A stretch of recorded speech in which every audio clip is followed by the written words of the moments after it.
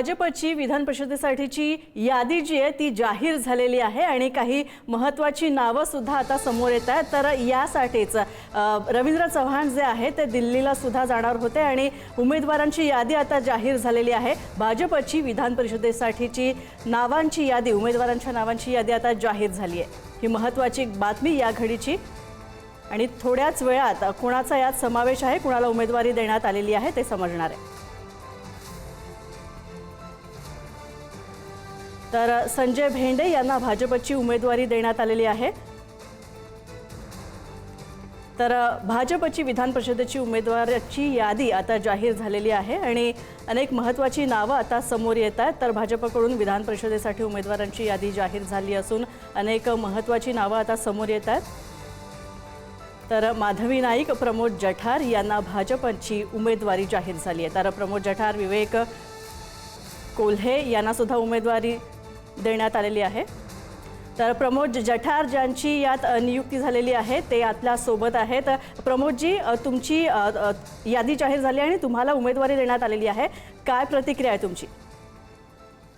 काय नाही, मी माझ्या पक्षाचा, माझ्या नेत्यांचा, देवेंद्रजींचा, रवींद्र चव्हाण साहेबांचा, माझ्या सगळ्या दिल्लीतल्या, महाराष्ट्रातल्या सगळ्या मंडळींचा आभारी आहे। बाकी काय, माझ्यासारख्या सामान्य कार्यकर्त्यावरती विश्वास दाखवला।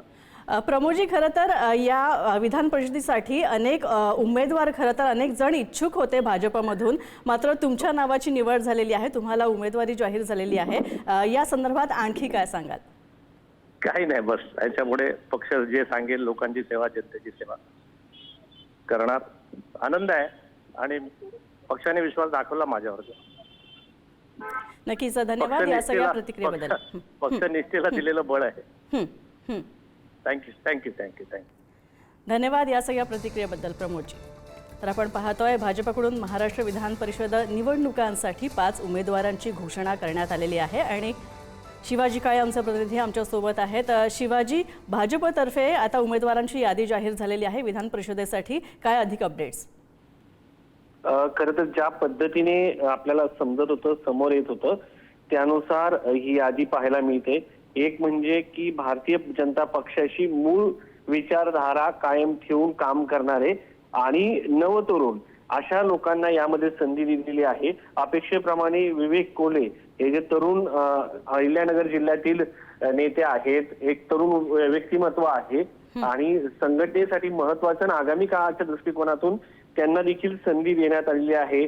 प्रमोद जठार, ज्यांचं मी आता आपण नाव पाहिलं, त्यांना देखील संधी देण्यात आलेली आहे आणि एक अपेक्षेच्या अनुसार एक नाव म्हणजे एक प्रज्ञा सातव यांना संधी देण्यात आली आहे, ज्या काँग्रेसमधून पक्षामध्ये आल्या होत्या, त्यांना या ठिकाणी संधी दिल्याचं आपल्याला पाहायला मिळते। एकंदरीत जर पाहिलं गेलं तर प्रज्ञा सातव ज्या पद्धतीने पक्षामध्ये आल्या होत्या आणि त्यांना निश्चितपणे संधी दिली जाईल असं सांगितलं जात होतं, त्यानुसार प्रज्ञा सातव यांना संधी देण्यात आलेली आहे।